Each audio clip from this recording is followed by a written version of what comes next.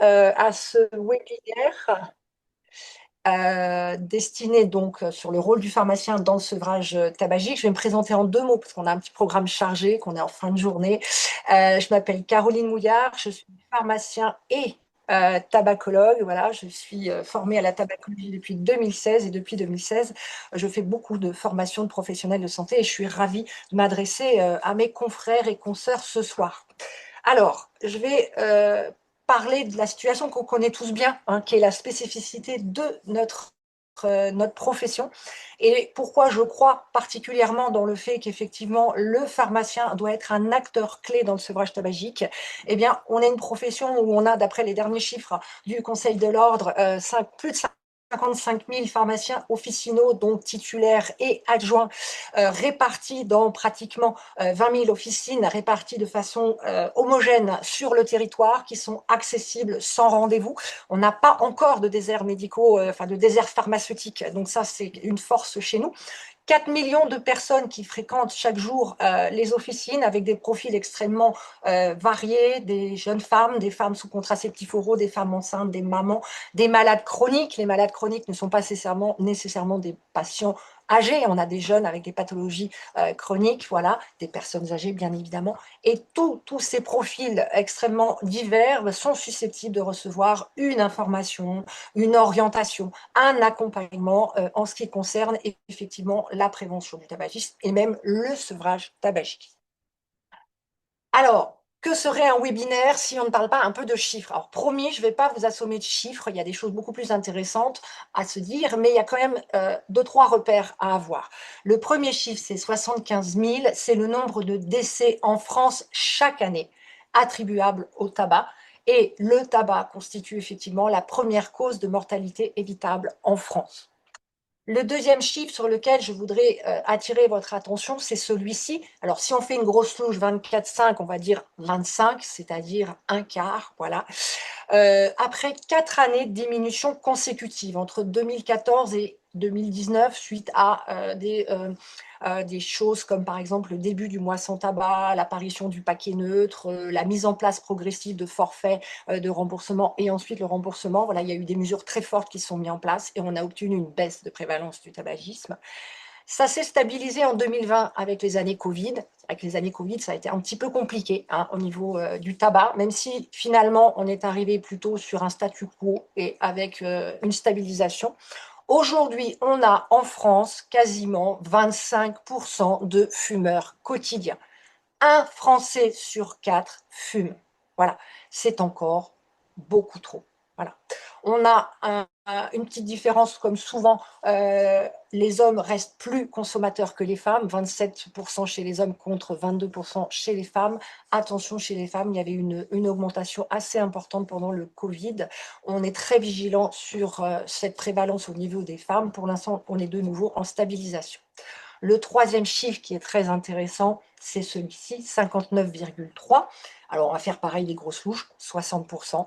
60% des fumeurs quotidiens déclarent avoir envie d'arrêter de fumer. Alors, en 2021, mais en 2022, en 2023, ça c'est toujours d'actualité. Ça veut dire 6 fumeurs sur 10 souhaitent arrêter.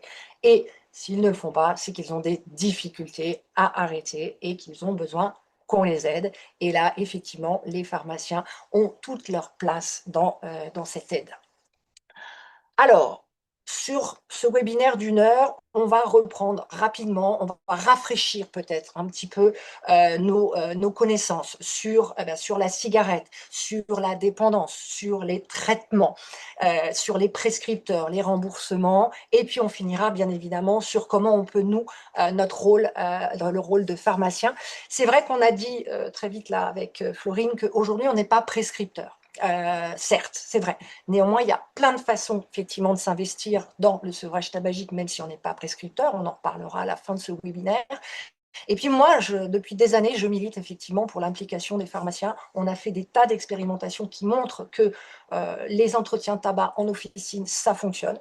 Aujourd'hui, on a eu la prescription des vaccins et je vous assure que j'espère qu'un jour, on pourra effectivement prescrire les substituts nicotiniques et qu'on pourra accompagner effectivement d'une façon reconnue les fumeurs et fumeuses en officine. Alors, Tabagisme et cancer, ça c'est pareil, ça va être très rapide parce que vous le savez tous, on a une iconographie qui se parle à elle toute seule.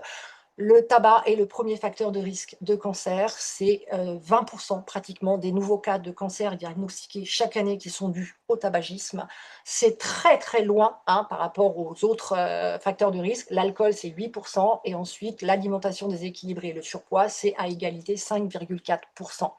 Donc, on a un vrai levier. L'arrêt du tabac est un des premiers leviers de prévention en matière de cancer.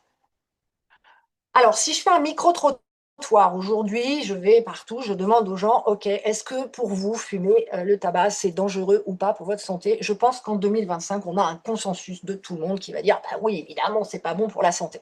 OK, mais est-ce qu'on sait précisément pourquoi la cigarette est si néfaste pour la santé? On va refaire un point là-dessus. Alors, le problème de la cigarette, c'est que c'est du tabac brûlé. C'est donc une combustion. On la fume, cette fameuse cigarette, et on va inhaler de la fumée. Cette fumée, elle contient 7000 substances chimiques, dont 70 cancérigènes avérées. Je vous ai mis là le poster de la Ligue qui est très très bien, où on cible quelques produits particulièrement choquants pour le grand public. Nous, on va surtout s'intéresser ce soir à 4 produits importants: la nicotine, les goudrons, les produits irritants et le monoxyde de carbone. Alors, la nicotine, c'est une substance naturelle chimique hein, qui est contenue dans les plants de tabac. On l'utilise comme un engrais naturel. C'est une substance psychoactive. Hein. Elle est stimulante, elle maintient en éveil, elle maintient la concentration. Elle a des effets coupe-faim, pour ne citer que cet effet physiologique de la nicotine. La nicotine, quand on va tirer sur une cigarette, elle met 7 secondes pour passer des alvéoles pulmonaires au cerveau. 7 secondes, c'est un shoot 2 fois plus rapide qu'une intraveineuse. Et un fumeur qui fume sa cigarette avec 10, 15 bouffées à chaque fois, c'est un shoot. Ce shoot répété va créer et entretenir la dépendance. Alors, la nicotine, on le verra quand on parlera des traitements, apportée par les substituts nicotiniques n'a pas du tout la même cinétique que la nicotine qui est inhalée, hein, donc il n'y a pas cet effet shoot, donc il n'y a pas de dépendance au traitement. Et j'attire votre attention sur ce petit bandeau là, qui est un avis de la Haute Autorité de Santé qui date déjà d'il y a 10 ans et qui indiquait que dans l'ensemble des substances psychoactives, eh bien, la nicotine a le potentiel addictif le plus fort devant l'héroïne, l'alcool et la cocaïne. Donc, non, on ne fait pas semblant. Hein, quand on est effectivement accroché par la nicotine, c'est une substance extrêmement accrochante. Moi, j'en parle assez souvent à mes patients parce que quand ils sont très, très découragés, je leur dis attention, ce n'est pas forcément que vous manquez de volonté, c'est que c'est une substance extrêmement accrochante. Alors, substance psychoactive, donc interaction très importante au niveau de notre cerveau. On ne va pas rentrer dans les détails, mais on va quand même parler un petit peu de notre fameux système de récompense avec nos récepteurs acétylcholinergiques qui normalement fonctionnent avec l'acétylcholine et qui vont libérer les neurotransmetteurs, noradrénaline, dopamine, sérotonine, qui font partie du schéma de récompense de notre cerveau. Eh bien, il faut voir que les fumeurs et les fumeuses ont un schéma de récompense totalement trusté par la nicotine, puisque la nicotine est compatible et qu'elle va venir se fixer sur les récepteurs acétylcholinergiques, libérer les neurotransmetteurs, donc à la base de la sensation de plaisir de fumer. Et puis, il y a un phénomène qui s'installe dans le temps, c'est que les récepteurs vont s'insensibiliser un petit peu, donc on va multiplier le nombre de récepteurs, donc il va falloir augmenter les doses pour saturer tous les récepteurs, et c'est comme ça que va s'installer le manque. Aujourd'hui, même dans le langage courant, maintenant, on parle quasiment plus de récepteurs acétylcholinergiques, on parle de récepteurs nicotiniques, tellement c'est devenu le terme générique. Alors, je vous ai dit, on s'intéresse à la fumée. La fumée, il y a la nicotine, elle est surtout accrochante. On a les fameux goudrons. Les fameux goudrons, ils sont issus de la combustion puisqu'on brûle notre cigarette. Hein. Les fameux goudrons qui vont s'accumuler avec le temps dans nos poumons, ce sont de puissants cancérogènes et mutagènes. Ils provoquent les cancers parce qu'ils altèrent l'ADN. Ils vont participer à la paralysie des systèmes d'épuration pulmonaire. Ils endommagent les alvéoles pulmonaires. Et en plus, in situ, ils vont diminuer l'efficacité du système immunitaire. Ajoutez au goudron les produits irritants. acétone, phétol, acide cyanhydrique. Là, on a un ensemble de substances qui vont s'attaquer directement à l'appareil respiratoire. Ils agressent les muqueuses, ils modifient le tapis mucociliaire des bronches et des bronchioles, et c'est ce fameux tapis mucociliaire qui est là, en vibrant, qui permet d'éliminer tout ce qui est gênant au niveau des poumons. Donc, il n'y a plus d'élimination au niveau des poumons. Ils altèrent la protection des parois alvéolaires, et donc, ils vont diminuer les capacités respiratoires.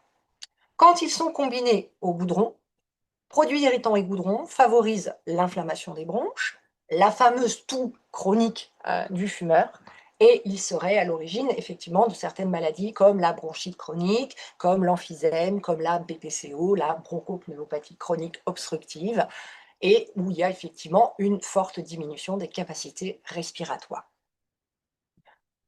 Le monoxyde de carbone, c'est la dernière substance sur laquelle je voulais qu'on revienne. Alors, ce monoxyde de carbone, le CO, à ne pas confondre avec le dioxyde de carbone, c'est un gaz toxique issu d'une combustion incomplète. Donc, c'est un gaz qui est issu de toute combustion. Donc, ça n'est pas que l'apanage de la cigarette. À partir du moment où vous faites une flambée chez vous, dans votre cheminée, il y a production de monoxyde de carbone. À partir du moment où vous faites un barbecue, il y a production de monoxyde de carbone, il y a du monoxyde de carbone qui sort des pots d'échappement des voitures. Voilà. La problématique, c'est que là, le monoxyde de carbone, il est directement inhalé par le fumeur. Donc, gaz toxique, mortel à forte dose. On a tous les ans des cas, malheureusement, de familles qu'on retrouve décédées dans leur sommeil parce qu'il y a eu un dysfonctionnement de leur outil de chauffage. Et pour quelle raison il est mortel, ce monoxyde de carbone? Parce qu'il se fixe 200 fois plus à l'hémoglobine que l'oxygène. C'est-à-dire que si dans une pièce, j'ai d'un côté de l'oxygène et du monoxyde de carbone, c'est principalement mon monoxyde de carbone qui va se fixer sur mon hémoglobine. Ce qui veut dire qu'on a un sang qui va véhiculer du monoxyde de carbone. À la place d'avoir de l'oxyhémoglobine, on a de la carboxyhémoglobine. Et donc, du coup, on est avec un organisme qui est en hypoxie chronique. En raison de cette hypoxie, eh bien, c'est totalement transparent chez les fumeurs plutôt jeunes. Il y a une adaptation qui se fait. Rythme cardiaque, pression artérielle qui augmente. Il va y avoir production de plus de globules rouges, du sang qui va s'épaissir. Et du coup, c'est comme ça qu'à la longue, on va accroître les risques d'accidents cardiovasculaires et majorer effectivement les conséquences des sténoses des artères coronaires. Donc, AVC, infarctus du myocarde, tout ça augmenté à cause effectivement de cette intoxication quotidienne au monoxyde de carbone. J'alerte votre attention sur l'essoufflement lié à l'hypoxie. Ça n'est pas la même chose que l'essoufflement du patient qui a des capacités respiratoires déficitaires à cause d'une atteinte, par exemple, d'un emphysème. Ce n'est pas la même chose. L'essoufflement lié au monoxyde de carbone va disparaître dès qu'il n'y a plus de monoxyde de carbone, alors que quand il y a une diminution de la capacité respiratoire, ça, malheureusement, elle va rester. Chez la femme enceinte fumeuse, eh bien, vous savez que la femme enceinte, le fœtus est évidemment oxygéné par le biais du placenta et du cordon. Donc, une femme enceinte fumeuse, c'est un fœtus qui est sous monoxyde de carbone pendant toute la durée de sa gestation. Et c'est assez catastrophique puisqu'on est sur des hypotrophies liées effectivement à l'intoxication au monoxyde de carbone. Alors, puisqu'on parle de combustion, vous allez voir qu'aujourd'hui, voilà, du tabac, il existe plein de choses dans le tabac. Il existe les cigarettes traditionnelles, les cigarettes qu'on dit industrielles, manufacturées. Il y a du tabac à rouler. Le tabac à rouler, c'est les fameux pots en vrac où on va acheter le papier qu'on roule. Beaucoup de gens se sont mis sur le tabac à rouler il y a quelques années parce qu'il était encore moins cher et moins taxé, même si aujourd'hui on a commencé un petit peu à rattraper ce retard au niveau du prix. Le problème du tabac à rouler, c'est qu'il fume mal. Voilà, le tabac à rouler, on est tout le temps en train de tirer dessus, on est tout le temps en train de rallumer le bout. Je pense que vous avez tous croisé des gens qui ont la roulée tout le temps en permanence au bord de la bouche. Et donc, quand on fume des roulés, c'est 3 à 6 fois plus de goudron, 2 à 3 fois plus de nicotine et 2 fois plus de monoxyde de carbone. Donc, dit autrement, une cigarette roulée équivaut à peu près à 2 à 3 cigarettes industrielles selon la façon dont on tire dessus.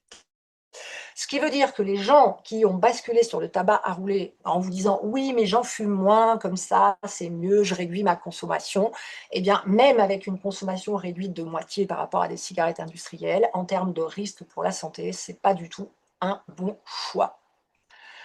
Le joint, on ne va pas s'y attarder, mais si on rajoute de la résine dans son tabac, c'est 3 à 6 fois plus de monoxyde de carbone. La chicha, le fameux narguilé qui est très en vogue chez les jeunes, c'est 30 fois plus de monoxyde de carbone. Et la chicha au cannabis, on explose les compteurs, on est à 60 fois plus de monoxyde de carbone avec une chicha. Alors, est-ce qu'on peut mesurer l'intoxication au monoxyde de carbone d'un fumeur? C'est dommage que je ne puisse pas avoir vos réponses parce que c'est très sympa quand on peut un petit peu en discuter de tout ça, mais on risque de prolonger la soirée si on commence à laisser tout le monde s'exprimer. Oui, je pense que vous pouvez vous dire chez vous, oui, vous le savez, il existe des fameux petits appareils qui s'appellent des CO-testeurs, hein. Les CO-testeurs, c'est un appareil dans lequel on va souffler et on va mesurer dans l'air expiré, effectivement, la quantité de monoxyde de carbone. La quantité de monoxyde de carbone, elle s'exprime en ppm, partie par million.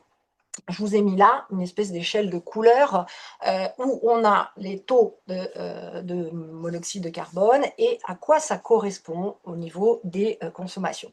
Donc c'est un bon indicateur de l'intoxication au monoxyde de carbone des fumeurs.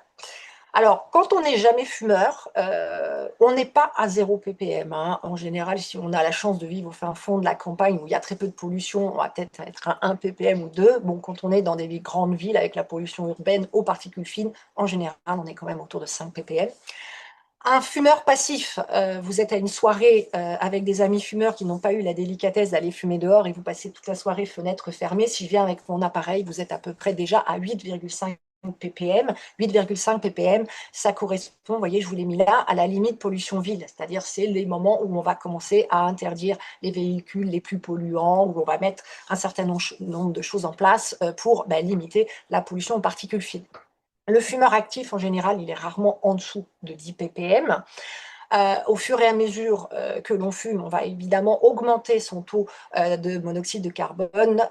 Une intoxication importante, c'est à peu près un paquet de 20 cigarettes. On va se situer entre 15 à 25 ppm. À 35 ppm, vous voyez, il y a un truc qui s'appelle déclenchement alerte des parkings. Je vous disais tout à l'heure que le monoxyde de carbone s'échappe aussi des pots d'échappement. Dans tous les parkings en France, vous avez des aérateurs partout et vous avez des détecteurs de monoxyde de carbone. S'il y a arrêt des aérateurs, du coup, le monoxyde de carbone va rester stagné dans le parking et du coup, alerte et on va déclencher la mise, hop, on va virer tout le monde du parking parce qu'on y a mise en danger d'autrui. Il faut voir que 35 ppm, c'est le moment où on évacue tout le monde des parkings, c'est à peu près le niveau d'intoxication quotidien d'un fumeur à 30 cigarettes chaud. Voilà, et lui, on l'évacue de nulle part parce que personne ne sait ça. Alors, je vous parle de tabagisme passif en vous disant, vous allez passer une soirée avec des amis pas très délicats et ils vont fumer dans la même pièce que vous. On va resituer un petit peu ce tabagisme passif parce que c'est un tabagisme qui a été longtemps, longtemps dénié par l'industrie du tabac. Vous voyez, sur ce petit dessin, on a une personne fumeuse. Alors, du coup, ce qu'on appelle le courant principal, c'est le courant que va inhaler le fumeur, qui passe donc à travers son filtre, qui va aller dans sa gorge et jusque dans ses poumons. Le courant secondaire, c'est celui où normalement il y a un petit bout rouge. C'est l'endroit où il y a la combustion. Et si je ne tire pas sur ma cigarette, eh bien, voilà, je fais profiter tout le monde dans l'atmosphère. Le courant tertiaire, c'est celui que le fumeur recrache après avoir inhalé le courant principal. Alors, des études se sont intéressées à mesurer effectivement la composition des différents courants sur un certain nombre de produits. Et ce qui nous intéresse, nous, vous voyez, c'est plutôt là, cette partie-là, où en fait on a fait un ratio courant secondaire sur courant principal, c'est-à-dire le bout rouge contre ce que va inhaler le fumeur. Et vous verrez que sur tous les produits concernés, on est sur évidemment des échelles, mais on a pratiquement 15 fois plus de goudron dans notre courant secondaire que dans le courant principal, jusqu'à 21 fois plus de nicotine. Le monoxyde de carbone, 15 fois plus dans le courant secondaire, 10 fois plus de benzène, et ainsi de suite. Donc, dit en d'autres termes, le courant secondaire est beaucoup plus toxique que le courant primaire. Je ne sais pas si ça vous étonne, mais effectivement, on est à l'endroit de la combustion, Le fumeur, lui, ça passe à travers le filtre, alors que nous ne sommes pas équipés de naissance avec des filtres au niveau de nos orifices, hein, ni du nez, ni de la gorge, voilà. Donc c'est une réalité. 7 000 personnes chaque année décèdent de tabagisme passif en n'ayant jamais fumé activement. Heu Moi qui ai, des patients, que j'accompagne, je vous parle aussi des enfants. Ça peut paraître totalement évident pour nous, le tabagisme passif et les enfants, en disant: «On est fumeur, c'est un choix qu'on a fait en tant qu'adulte, donc on va protéger, les gens qui vivent autour de nous». Je peux vous assurer que c'est toujours pas rentré dans les mœurs et que ça, c'est quelque chose qui est extrêmement important à rappeler. S'il y a des enfants, on va effectivement fumer à l'extérieur. Chez l'enfant, on a remarqué des augmentations de tous les risques sur toutes les pathologies ORL quand il y a tabagisme ou du père ou de la mère, et c'est encore plus quand il y a un tabagisme des deux parents. On a une augmentation de la mort subite du nourrisson, le risque est multiplié par 2 quand il y a des parents fumeurs à la maison. Et on a aussi un plus petit poids de naissance sur une maman qui n'est pas fumeuse, mais qui va passer sa grossesse avec un conjoint fumeur et qui va donc avoir du tabagisme passif tout le long de sa grossesse. Alors, voilà, donc on a parlé des substances vraiment marquantes dans le tabac et qui posent, la problématique de santé de cette fameuse cigarette. Maintenant, on va parler de, bah, pourquoi je fume et pourquoi c'est si compliqué d'arrêter cette fameuse dépendance. Alors pourquoi on fume? Je ne sais pas si vous avez été vous-même fumeur ou si vous avez des fumeurs autour de vous. Souvent, on commence à fumer pour faire comme les autres quand on est jeune au lycée. Après, on commence à fumer aussi parce que ça fait plaisir. Effectivement, on a parlé des fameux shoots, hein, et puis de la délivrance de dopamine. Oui, ça fait plaisir de fumer. Petit à petit, effectivement, on va se rendre compte qu'on va fumer parce que ça devient une habitude, parce qu'on va gérer ses émotions. Alors, pas toujours les émotions agréables, le stress, l'anxiété, la dépression, parce qu'on veut se sentir bien, et puis qu'on se dit qu'on peut arrêter quand on veut. Et puis, petit à petit, s'installe la dépendance, et là, effectivement, ça devient plus compliqué. On se rend compte qu'on n'est plus libre d'arrêter.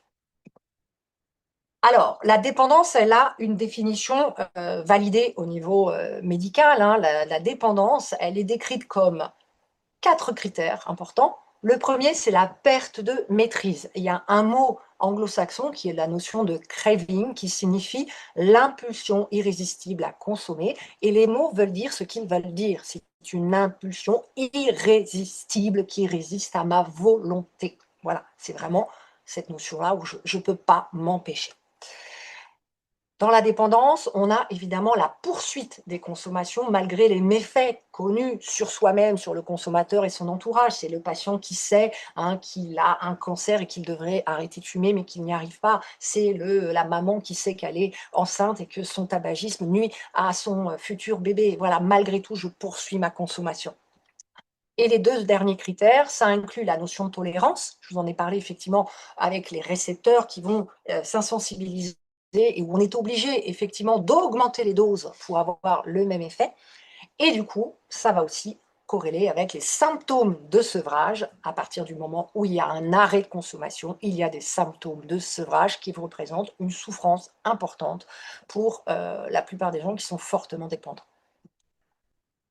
Alors, je vous parle de dépendance. Oui, le tabagisme, c'est un problème de dépendance, mais ça n'est pas qu'une dépendance, c'est une triple dépendance. C'est une dépendance physique évidente. Nicotine, hein, ils sont accros à leur nicotine.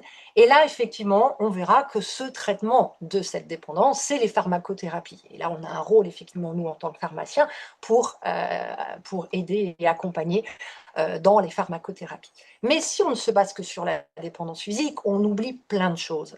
Le problème du tabac, c'est une triple dépendance. Dépendance physique, dépendance psychologique et comportementale. On n'est pas né fumeur, on a appris à devenir fumeur.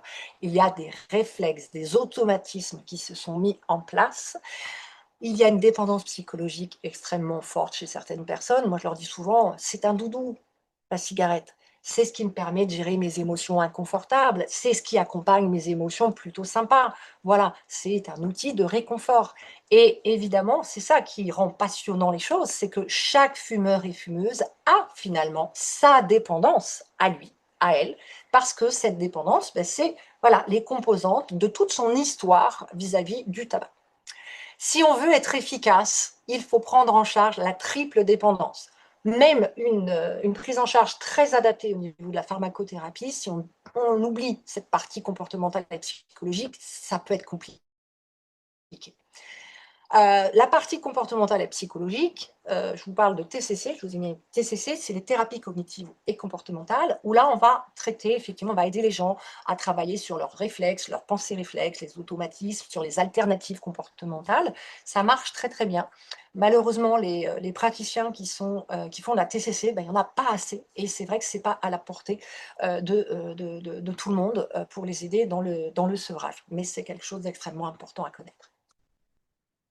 Alors, est-ce qu'on peut mesurer la dépendance? Je sais, je suis sûre, je vous imagine me faire des oui, oui, vous le savez. Vous savez, vous connaissez tous le test de Fagerström, hein, qu'on trouve dans toutes les boîtes de substituts nicotiniques, dans les patchs, dans les pastilles et dans les petites, dans la notice. Alors, ce test de Fagerström qu'on trouve dans nos notices, souvent, c'est le test de Fagerström complet, hein. C'est celui qui est en 6 questions. Là, ici, je vous ai mis que le test de Fagerström simplifié avec 2 questions, parce que du coup, simplifié avec 2 questions, on peut tout à fait faire un test comme ça, même sans avoir la notice, au comptoir, avec ces 2 questions.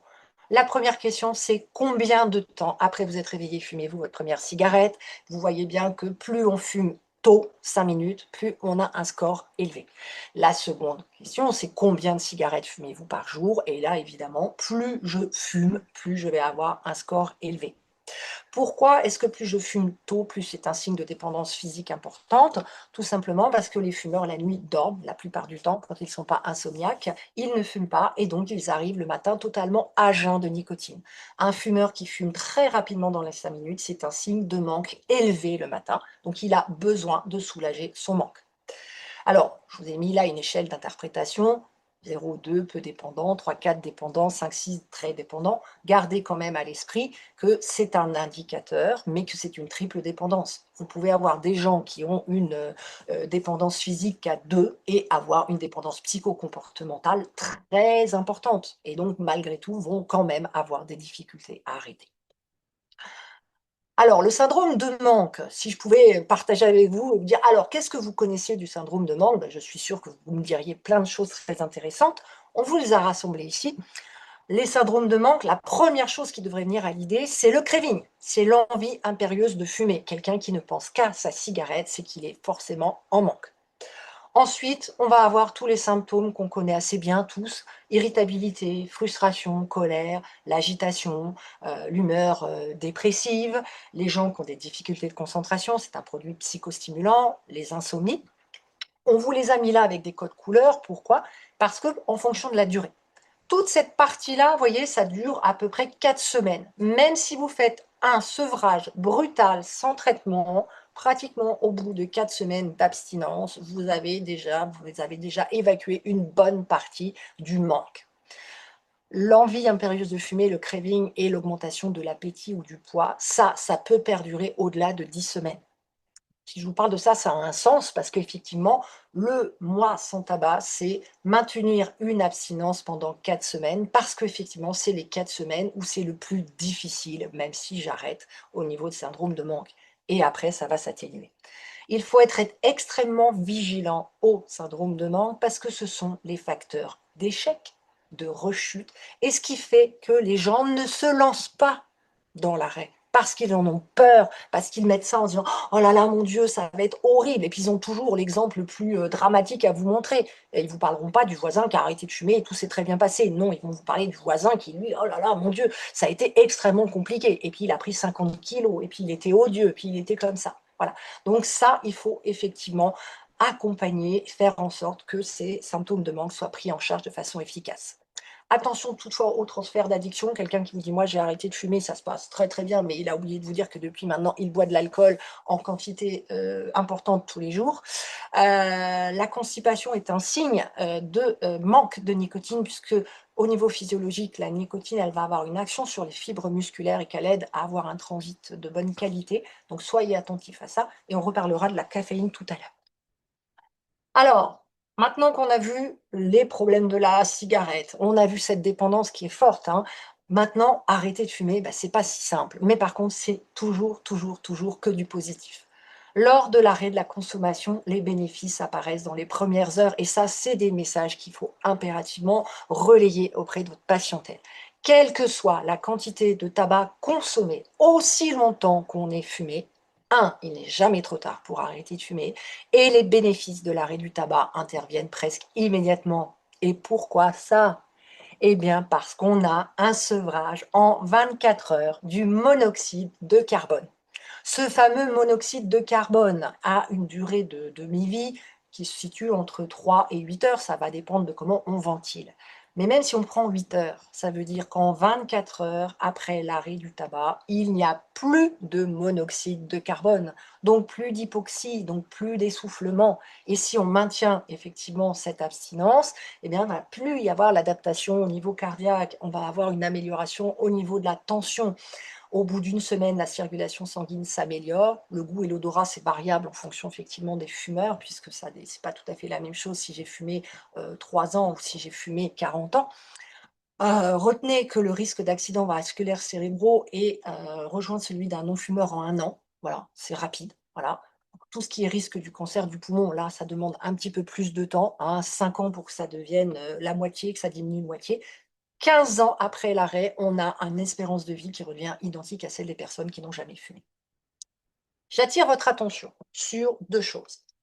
Tabagisme, problématique de santé, dosodépendant. Vous l'avez bien vu, plus je fume, plus j'ai de goudron, plus j'ai de monoxyde de carbone, donc plus je fume, plus je tape fort sur, mon organisme. Durée dépendant aussi, d'accord? Si je prends 2 fumeurs, un fumeur a 30 paquets 30 cigarettes jour pendant 10 ans et 30 ans d'arrêt. Et si je prends un fumeur à 8 cigarettes jour pendant 40 ans sans arrêt, à la fin de ces 2 fumeurs, celui qui a les risques augmentés, c'est le petit fumeur. Petit fumeur, long fumeur. Pas beaucoup de cigarettes sur très longtemps, on a des risques explosés. Je vous parle de ça parce que ça fait des années maintenant qu'on communique autour du tabac et qu'on incite les gens à arrêter de fumer. Les gens ont intégré qu'arrêter de fumer, c'est mieux, qu'il vaudrait mieux arrêter, mais c'est compliqué. Et il y a beaucoup de gens qui ont amorcé des réductions de leur consommation. Alors, la réduction de la consommation, bravo, on valorise, c'est formidable, super. Mais, il n'y a pas de petit tabagisme sans risque. Voilà. L'absence de risque total, c'est l'abstinence totale. Donc aujourd'hui, effectivement, rediscuter autour de, bah, vous savez, avant je fumais un paquet, maintenant je suis à 6 cigarettes jour. Oui, 6 cigarettes jour, c'est pas beaucoup par rapport à avant, mais idéalement, c'est zéro. Alors, arrêter de fumer, mais on va parler des aides au sevrage tabagique. Alors là, je vais tous vous les citer très rapidement parce qu'on n'a qu'1 heure et puis on va bien sûr s'attarder sur notre cœur de métier, c'est les substituts nicotiniques. Il y a d'autres médicaments de prescription, que vous connaissez sans doute, la varenicline, c'est le Champix, c'est le bupropion. Alors bupropion, c'est vraiment une niche, c'était très, très peu prescrit en France. On prescrivait de la varenicline, mais vous savez que la varenicline est en rupture laboratoire depuis pratiquement plus d'1 an ou 1 an et demi, donc il y a quasiment plus de varenicline et donc de prescription. C'est très dommageable parce que c'était un médicament qui avait des très bons résultats sur le sevrage, surtout des gros fumeurs. Il y a la vape, qui est un outil d'aide au sevrage tabagique, et ça, on pourrait en parler, mais ça serait plus d'1 heure, donc voilà. Les autres alternatives, acupuncture, hypnose, homéopathie, relaxation, phytothérapie, toutes ces choses-là, ce sont des alternatives qui n'ont pas d'efficacité démontrée d'un point de vue scientifique, mais qu'on ne peut pas laisser de côté en accompagnement, effectivement, des traitements qui ont démontré leur efficacité. Je suis un gros fumeur et je veux faire de l'acupuncture, pas de problème, on va utiliser des traitements, des substituts et on met de l'acupuncture. Si je veux avoir aussi de l'homéopathie en plus ou un peu de plantes pour me détendre, tout ça, ça me va très bien, mais on l'associe effectivement à des traitements dont l'efficacité est démontrée. Il y a la TCC qui fonctionne pas mal justement sur la dépendance psychocomportementale. Il y a toutes les applications d'aide à l'arrêt, il ne faut pas effectivement les négliger, c'est des choses qui fonctionnent très bien. Il y a des gens, surtout les jeunes, qui aiment bien ce type d'interface ludique, il y a des récompenses au fur et à mesure qu'on maintient son abstinence. Les groupes d'entraide de tabac info service sur Facebook ou des choses comme ça pendant le mois sans tabac, après le mois sans tabac. La ligne tabac info service, c'est le 39,89. La ligne est ouverte toute l'année et pas exclusivement pendant le mois sans tabac. On a des tabacologues au téléphone qui prennent rendez-vous avec vous, qui vous accompagnent sur un certain temps. Voilà, et en général, ça marche plutôt très bien.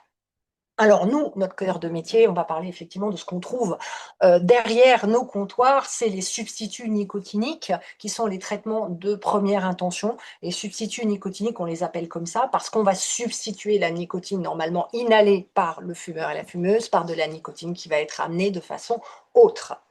Donc là, je vous ai fait un récap, je n'ai pas mis les labos, j'ai fait un récap de tout ce qui existe en toute forme. Vous avez évidemment les patchs, qui sont les formes donc, transdermiques, qui existent en différents dosages, et sur 24 heures et sur 16 heures, on va y revenir en détail. Vous avez toutes les formes orales, gomme à mâcher, comprimés sublinguaux, comprimés pastilles à sucer. Là, on est sur des galéniques qui sont différentes. On a des dosages adaptés petits, moyens, grands, en fonction effectivement des petits fumeurs, moyens fumeurs, gros fumeurs. Et vous avez deux outils aussi, l'inhaleur, je pense que vous le connaissez, hein, le fameux outil qu'on ouvre avec la cartouche qu'on met dedans et où on va aspirer des micro-gouttelettes de nicotine qui vont se déposer au niveau de la muqueuse buccale, et le spray buccal qui lui va délivrer du liquide. C'est une dose d'1 milligramme de nicotine, donc c'est une bonne dose qu'on va garder en bouche. On va revenir après sur les petits conseils que l'on peut apporter au niveau des substituts nicotiniques. Alors, ce qu'il faut comprendre, pour comprendre les traitements, oui, on l'a dit, pour l'instant, on n'est pas prescripteur. Mais ce n'est pas parce qu'on n'est pas prescripteur qu'il faut qu'on se dise, bon, c'est l'affaire des médecins. C'est important qu'on comprenne comment fonctionnent nos traitements parce que c'est important, comme ça, on peut conseiller et puis rassurer nos patients. Alors, la nicotine, on l'a vu, shoot de nicotine, 7 secondes dans le cerveau. Par contre, c'est une substance qui se dégrade très vite, à peu près une demi-vie de 2 heures.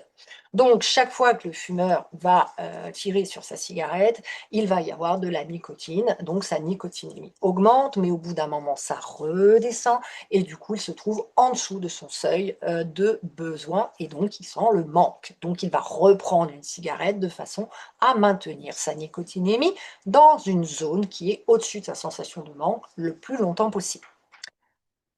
Ça, c'est les cigarettes besoin, c'est sa dépendance physique. À cela va s'ajouter les cigarettes comportementales. Je me lève le matin, je prends mon café avec ma cigarette. Avant de monter dans ma voiture, je prends ma cigarette parce que je sais qu'il va y avoir des bouchons. Avant de monter dans le métro, je vais prendre une cigarette. À la fin de mon repas, je prends une cigarette. En rentrant le soir, je prends une cigarette. On pourrait le décliner comme ça tout le temps. Voilà, il y a toutes les cigarettes comportementales et psychologiques qui vont s'ajouter aux cigarettes besoin. Et le sport du fumeur et de la fumeuse, c'est de se faire de l'autotitration au niveau de sa nicotine et d'être tout le temps dans un seuil où il se sent bien. Alors ici, vous avez, sur ce schéma-là, on voit effectivement ces petits pics, hein, cette nicotine plasmatique qui augmente, et puis voilà, dans la partie de sa journée, là, il est plutôt bien, hein. Il en reprend quelques-unes et il est au-dessus de son seuil de besoin. Donc, on a nos fameux petits récepteurs. Là, tout seul, c'est un peu la panique. Et quand tous les récepteurs sont saturés, ça va plutôt bien.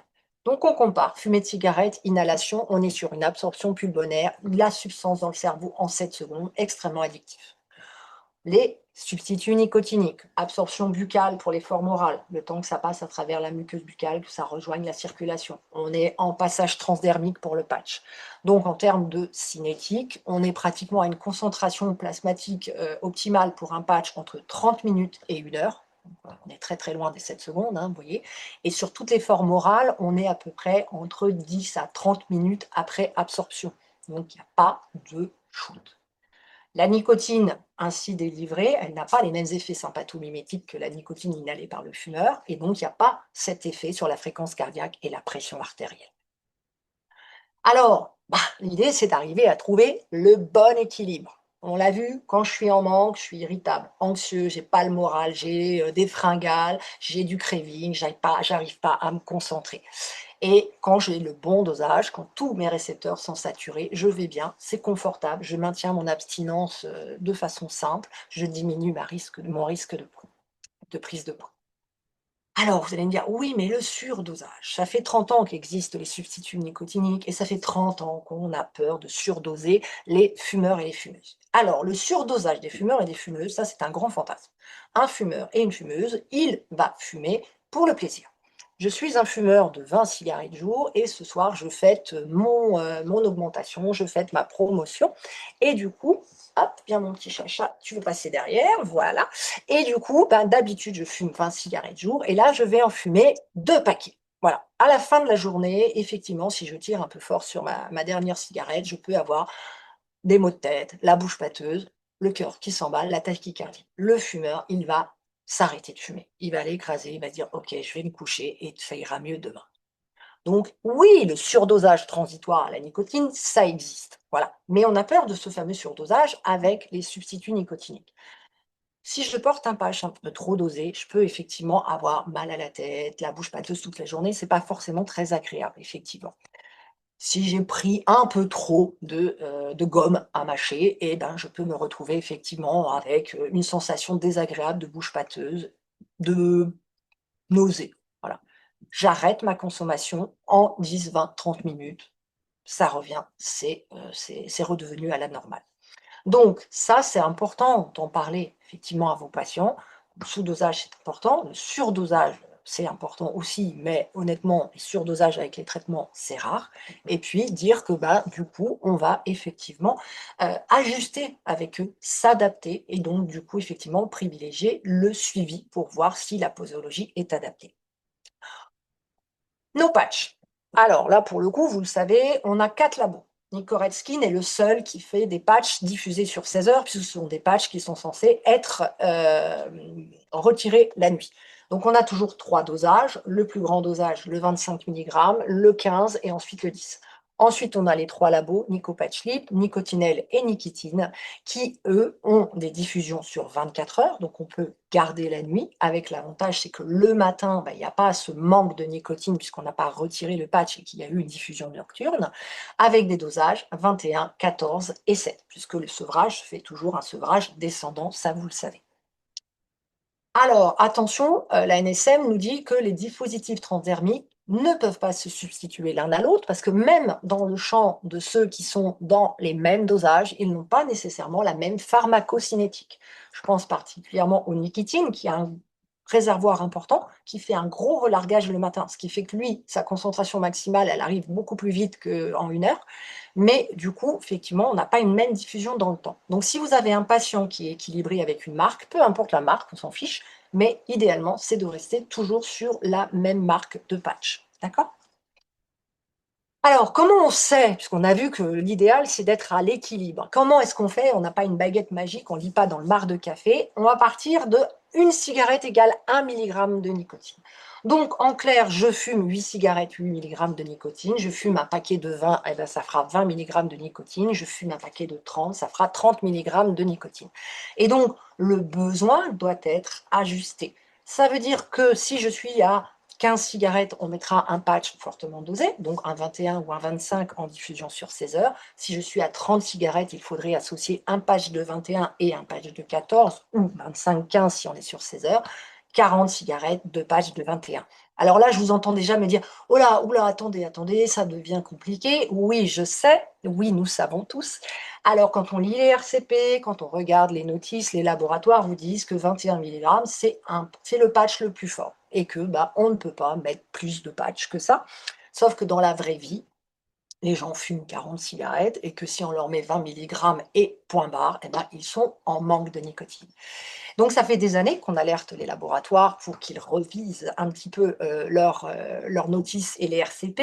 Ça fait des années qu'on alerte effectivement la sécurité sociale. Alors moi, souvent, je dis aux prescripteurs, si c'est le cas, on met bien, je dis bien 2 patchs à 21 milligrammes, comme on le fait parfois si on veut associer 2 antibiotiques ou autres, et comme ça, on est tranquille, c'est validé et ça passe au niveau de la sécurité sociale. Les patchs, il faut les réhabiliter. C'est confortable. Moi, je le dis en rigolant à mes patients, c'est l'open bar. Le patch, c'est le confort toute la journée. Ça permet de surmonter le manque matinal. C'est très agréable, on n'y pense pas. Et on associe les patchs aux formes orales, puisque là, vous vous rappelez, triple dépendance. Même si j'ai un patch et mes récepteurs saturés, je suis avec mes collègues. Ça fait 20 ans qu'avec mes collègues, après mon repas du midi à la cantine, je vais fumer ma petite cigarette. Et là, je me retrouve avec mes collègues, parce que j'ai pas envie de pas y aller, et j'ai mon patch et je les vois fumer et j'ai envie. C'est normal. Et là, je fais quoi? Eh bien, je prends ma gomme, je vais prendre ma petite pastille, je vais prendre éventuellement mon inhaleur, peu importe, parce que je vais associer et ça va être beaucoup plus facile. En dessous de 5 cigarettes, souvent, on démarre qu'avec des formes orales et je vous incite aussi à faire attention sur l'éco-consommation. On ne vous le dit pas toujours, hein. Effectivement, par exemple, les gens qui fument des joints avec, bah, de la résine ou de l'herbe, de cannabis, il va y avoir beaucoup plus de nicotine pour une seule cigarette, parce que bien souvent, c'est déroulé et donc il va falloir majorer un petit peu les besoins en nicotine. Alors là, vous avez un petit tableau qui récapitule un peu les 2 finalement, questions qu'on peut poser avec le Fagerström, limité à 2 questions. Vous verrez que si on fait, les extrémités, je fume beaucoup et je fume très vite, bah, c'est forcément là où on aura le plus grand, nombre de doses, des patchs élevés associés à des formes buccales et du coup, effectivement, je fume moins et plus dans un délai très long. Voilà, par exemple, on n'est que sur des formes buccales. Je sais que vous n'êtes pas encore prescripteur, j'espère qu'un jour ça viendra. Néanmoins, de connaître les bonnes doses, de connaître ces associations qui facilitent la vie à vos patients, c'est des choses extrêmement importantes parce que si vous avez une ordonnance, qui arrive avec, à votre pharmacie et puis, bah, effectivement de poser ces 2 petites questions: «Vous fumez combien de cigarettes?» et que vous voyez, que la personne elle est à 20 cigarettes jour et qu'on lui a mis un patch à 7 milligrammes, très clairement, on n'est pas du tout dans les clous, hein. Alors, une des choses sur lesquelles, on a évolué et qui est assez méconnue des professionnels de santé, tous confondus, c'est sur la façon d'arrêter. Avant, c'était la façon d'arrêter, bah, c'était la façon d'arrêter, c'est-à-dire j'arrête, j'arrête, j'écrase ma cigarette, point barre, voilà. Cependant, ça fait des années qu'on fait arrêter les gens comme ça, avec des traitements qui ne sont pas adaptés, des traitements qui ne sont pas suffisamment dosés et donc on a beaucoup de gens qui, sont des récidivistes de l'échec et qui veulent plus entendre parler de rien du tout. Donc, on a mis en place aujourd'hui des réductions progressives. C'est-à-dire qu'au lieu de demander aux gens d'arriver tout de suite en haut de l'Himalaya, on leur dit on va faire des étapes, hein. On va monter les marches petit à petit. Donc, on va réduire progressivement sa consommation, mais attention, sous substitution nicotinique. Oui, vous avez bien entendu. Je réduis ma consommation sans rien. Je suis un fumeur à 20 cigarettes jour, 20 milligrammes de nicotine, c'est mon besoin. J'ai décidé que parce qu'on m'a motivé, à partir de demain, je n'en fume plus que la moitié, 10. 10 milligrammes de nicotine. Sauf que là, ça va pas. Donc, je vais me débrouiller pour fumer mes 10 cigarettes comme 20. Je tire 2 fois plus sur mes cigarettes, je vais retirer 2 fois plus de nicotine et du coup, comme ça, effectivement, bah, j'ai mes 20 milligrammes de nicotine. Donc si on réduit sans substitution, on va du coup avoir aucun intérêt pour sa santé puisqu'on ne réduit pas ses risques. Donc on peut fumer avec des substituts nicotiniques, avec des patchs, avec des pastilles, si on a choisi un protocole de réduction, avec toujours un objectif final d'un arrêt, mais progressivement, accompagné. Attention aux, diminutions trop rapides de la posologie. Là encore, quand vous lisez les notices des laboratoires, on va sevrer nos patients, tout le monde en 3 mois. Un mois à 21, un mois à 14, un mois à 7 milligrammes. Vous vous doutez bien que si j'ai commencé à fumer à 14 ans et que j'en ai 60, ça va être un petit peu plus compliqué que de s'arrêter en 3 mois. Donc, on fait en fonction du patient, on s'adapte. Les substituts sont efficaces à condition d'être délivrés à dose suffisante et avec une durée de traitement suffisante, voilà, hein. Si la dose elle est pas bonne, après ils vont vous dire: «C'est votre traitement qui ne marche pas», ils vont pas questionner la dose. D'où l'importance du suivi et du coaching que vous pouvez avoir auprès de vos patients, même avec des ordonnances que c'est pas vous qui avez initié, parce qu'aujourd'hui on n'est pas encore là à initier des ordonnances. Alors, les petits plus conseils au comptoir. Attention à toutes les formes orales. Les formes orales, à partir du moment où on est dans la bouche, eh bien, il y a de la salive. Les gommes, les comprimés, on va les sucer ou on va les mâcher. Si on produit beaucoup de salive, on va l'avaler. La nicotine, elle finit dans mon estomac. Elle ne fait rien pour mon manque et ça va me provoquer des hoquets, des brûlures gastriques. Donc, toutes les formes orales doivent être soit mâchées avec des temps d'arrêt, où on va les laisser poser contre les joues et au niveau de la gencive, et on doit aussi, pour tout ce qui est pastilles et comprimés à sucer, on les suce un petit peu et on les laisse poser. Le spray buccal, dont on a une magnifique photo ici, eh bien, c'est ce qu'il ne faut pas faire, hein. On ne doit jamais pulvériser le spray buccal directement au fond de gorge, parce que là, il va y avoir un réflexe qui est extrêmement désagréable. On doit l'utiliser comme une trinitrine, hein. On va le mettre sous la langue, on le garde en bouche un petit moment, et après, soit on fait le choix de l'avaler ou de le recracher, peu importe, mais on le laisse en contact sous la langue. L'inhaleur, attention, effectivement, diriger un tout petit peu, vers l'intérieur des joues et non pas, vers le fond de la gorge pour une meilleure efficacité, sinon ça file au fond de la gorge et ça va pas du tout, aller là où on veut. Les patchs, bah, vous connaissez déjà tous, hein, les conseils, changer d'endroit, de site d'implantation tous les jours, pas de zone trop poilue, pas de zone où il y a des frottements, pas de zone de pression. Attention, les patchs, je vous disais, à une époque, on les coupait facilement parce qu'ils n'étaient pas remboursés. Donc, quand on devait passer du 14 au 7, eh ben, on faisait un moitié de 14, ça faisait du 7. Aujourd'hui, vu qu'ils sont remboursés, on les coupe quasiment plus. Mais quand on est en surdosage, on peut tout à fait couper un petit bout de son patch pour essayer de diminuer sa dose. Le nicotine qui possède un réservoir, celui-ci, on ne peut pas le couper. On parlait de caféine tout à l'heure, les fumeurs et fumeuses sont souvent des grands buveurs de café. Attention, la caféine, elle a une rémanence au niveau de la muqueuse buccale et du coup, bah, si on absorbe de la nicotine derrière après avoir pris un café, par exemple une petite pastille, là pour le coup, on risque de ne pas avoir l'efficacité maximale puisque bah, la nicotine est mal absorbée avec la caféine. Alors, on va revenir sur des choses qui sont encore pas toujours très bien calées chez nos confrères et nos consoeurs. Est-ce que les substituts nicotiniques sont dangereux pour le cœur? Non. Ce qui est dangereux pour le cœur, c'est de fumer. Donc, pas de contre-indication chez les patients cardiaques. La seule contre-indication qu'ils auraient, c'est de continuer à arrêter de fumer, enfin de fumer. Et donc, voilà. Donc, même les patients qui sont avec des infarctus du myocarde, maintenant, on a formé les équipes, hein, et donc, on patch tout le monde systématiquement en sortie de réa. Ça aide à augmenter les chances de réussite parce que ça ne met pas les gens en sevrage brutal et donc en stress avec tous les symptômes de manque. Si je suis enceinte, est-ce que je ne peux utiliser ou pas des substituts nicotiniques? Oui, oui, oui, oui. La cigarette, c'est la fumée qui est dangereuse. Pendant la grossesse, on l'a vu, hypotrophie avec l'hypoxie chronique au niveau du fœtus. Alors, comme la femme enceinte est une population un petit peu particulière, on a évidemment moult précautions.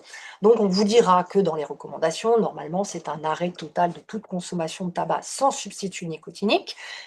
Mais on a encore 17% de femmes fumeuses au troisième trimestre de grossesse. Donc, et là, on est sur des stats qui sont vraiment pas bonnes.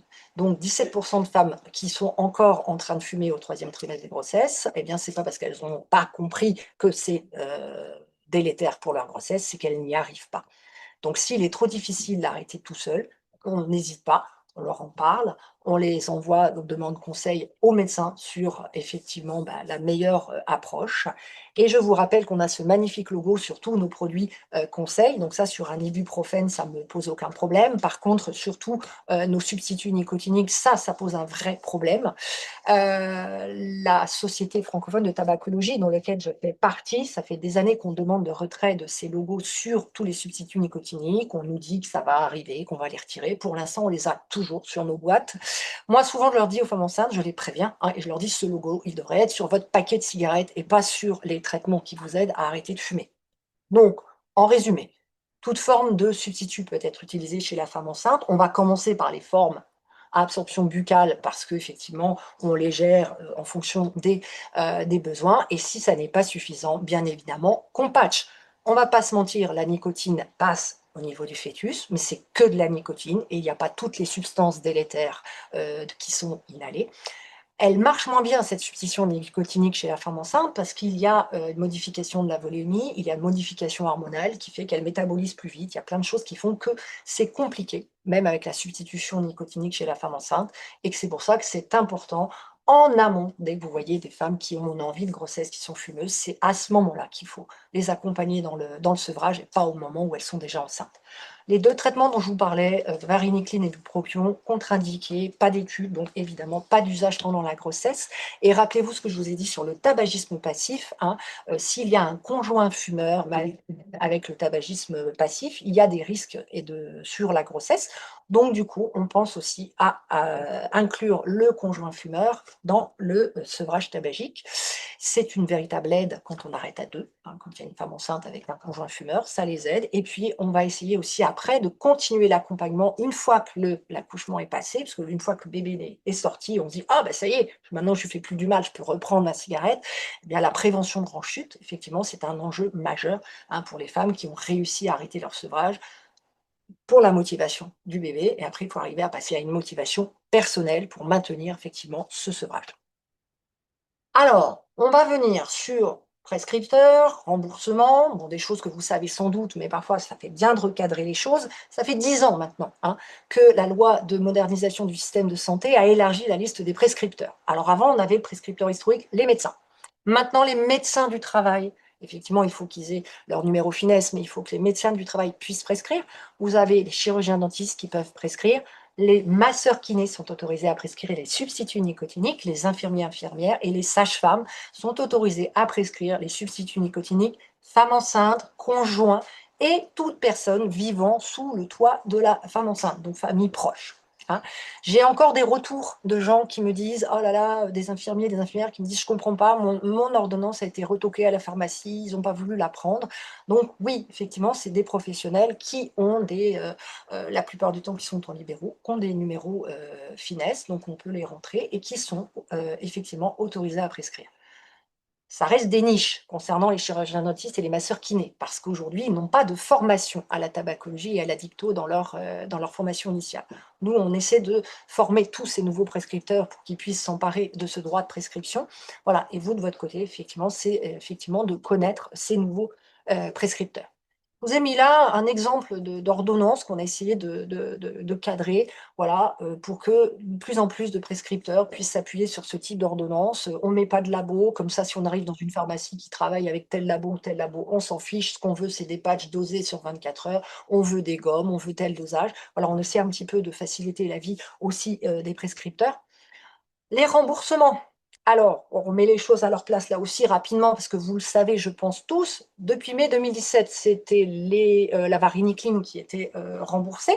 De façon progressive, à partir de janvier 2019, il y a petit à petit la plupart des labos qui se sont mis avec les remboursements des substituts nicotiniques. Aujourd'hui, en 2025, tous les patchs de tous les laboratoires sont remboursés. Toutes les formes orales sont remboursées. Le spray buccal chez Nicorette, il n'est pas remboursé, mais vous avez un générique, le nicotine EG en spray, qui lui est remboursé. Et l'inhaleur, qui est aussi du laboratoire Nicorette, lui, celui-là n'est pas remboursé. C'est le seul qui n'est pas du tout remboursé. Alors, si vous avez quelqu'un, il y a une prescription d'inhaleur, effectivement, il va payer son inhaleur. N'hésitez pas à faire des factures pour les mutuelles, hein, parce que maintenant, il y a de plus en plus de mutuelles qui ont des paniers, qui ont voilà, des systèmes de remboursement annuels et qui prennent en charge des choses qui, normalement, ne sont pas prises en charge. Le ticket modérateur sécu plus mutuelle, tiers payant intégral. J'ai une ALD, c'est entièrement pris en charge par la sécurité sociale. Et puis, effectivement, il n'y a plus d'obligation de prescription sur des ordonnances à part depuis 2019, depuis la date où on a remboursé les traitements. Si vous avez un doute, vous avez ce lien, hein, Amélie, qui tient à jour toute la liste des produits qui sont remboursés. Parfois, sur les formes orales, effectivement, on se rend compte que la grosse boîte de 96, elle est remboursée, mais la petite boîte, elle ne l'est pas, parce qu'effectivement, les laboratoires ont resserré un petit peu leur offre en termes de produits. Alors, on va terminer, parce qu'on est presque à la fin de notre heure, sur le rôle qui, à mon sens, est clé du pharmacien dans le sevrage tabagique. Oui, actuellement, on n'est toujours pas des prescripteurs, mais c'est pas grave. Je sais que ça viendra un jour et ça sera très bien parce que ça fonctionne. On a fait des expérimentations qui montrent que quand le pharmacien fait des entretiens tabac, ça fonctionne et ça aide. Aujourd'hui, on peut articuler ce rôle dans différentes choses. On est dans une profession où on a un nombre important de fumeurs qui ne sont pas suivis médicalement. Ils sont jeunes, pour l'instant, ils n'ont pas encore de problème. Et ces gens-là, nous, on les voit dans les pharmacies.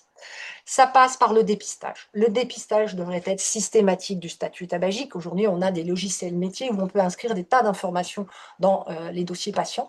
Donc, inscription dans le dossier patient. Si vous n'avez pas le temps sur le moment de gérer le conseil et tout ça, parce que c'est le coup de feu à la pharmacie, c'est pas grave. Vous avez créé votre dossier patient, vous avez noté fumeur et vous savez qu'un jour, à un moment donné, il faudra éventuellement revenir sur ce point-là.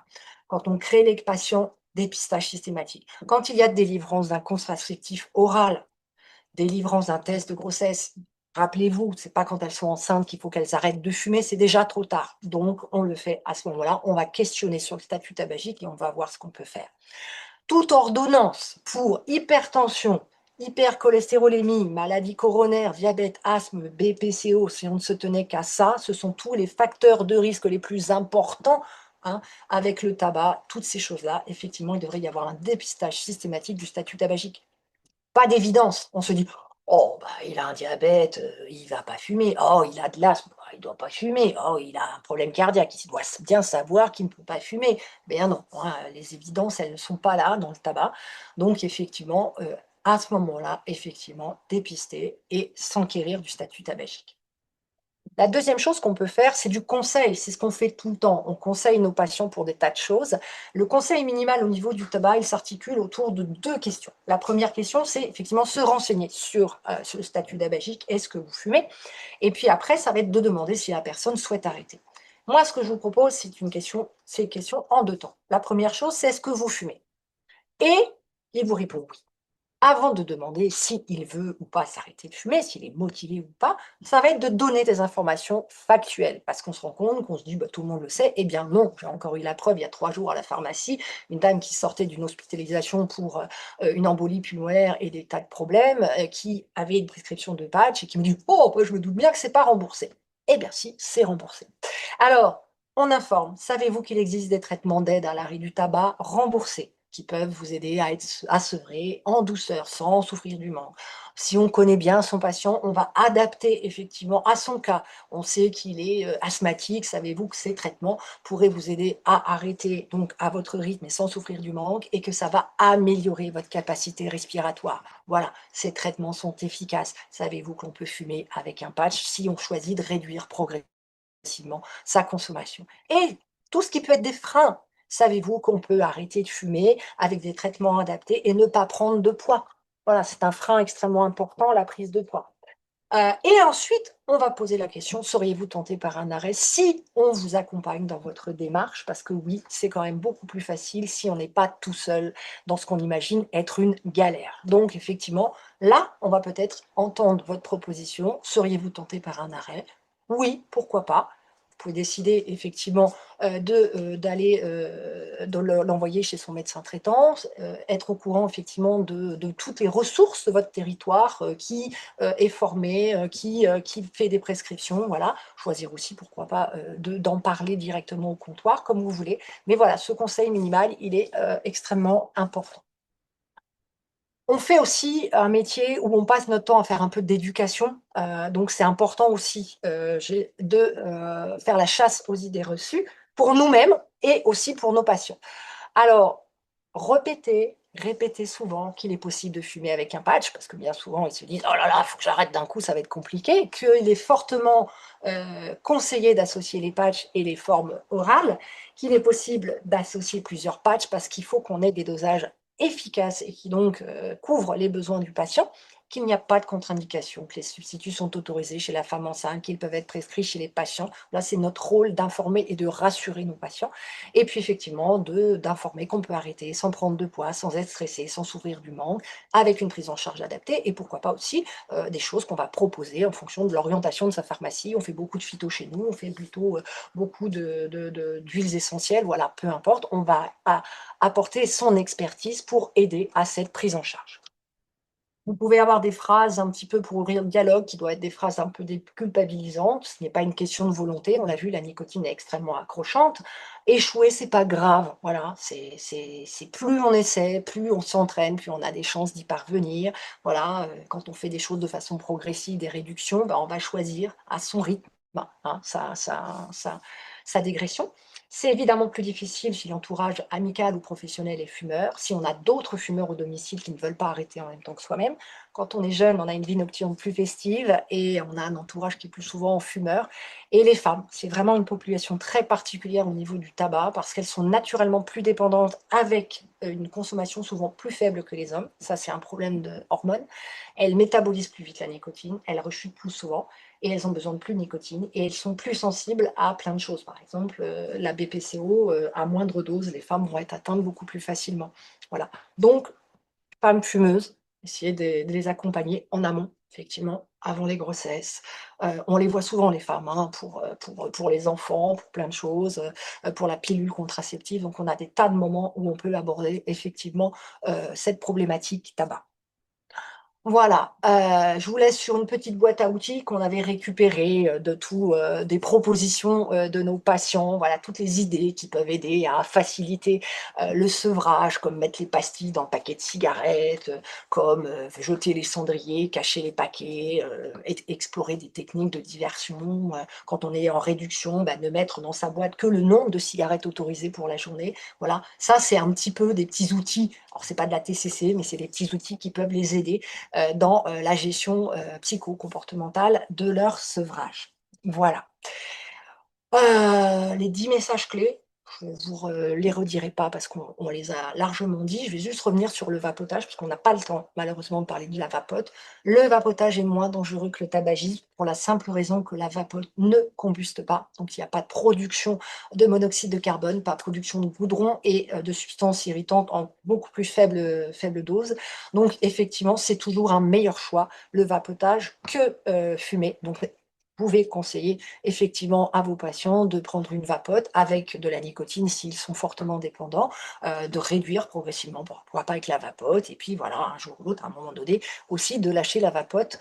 On sait que les tentatives, toute tentative, même si elle ne fonctionne pas, même s'il y a rechute, tout ça, ce sont des expériences positives qui vont s'accumuler et qui vont rapprocher de l'abstinence. N'oubliez pas le fameux, message, 10 mois sans tabac, arrêtez de fumer pendant 1 mois. On multiplie par 5 les chances d'arrêt puisqu'effectivement tous les effets indésirables du manque, la majorité des effets indésirables s'atténuent et il n'est jamais trop tard pour arrêter de fumer. Voilà. Je vous remercie de votre attention, on va s'arrêter là. Je vais sortir du partage. Et si jamais il y a quelques questions par rapport à ce qu'on a abordé, bah, n'hésitez pas à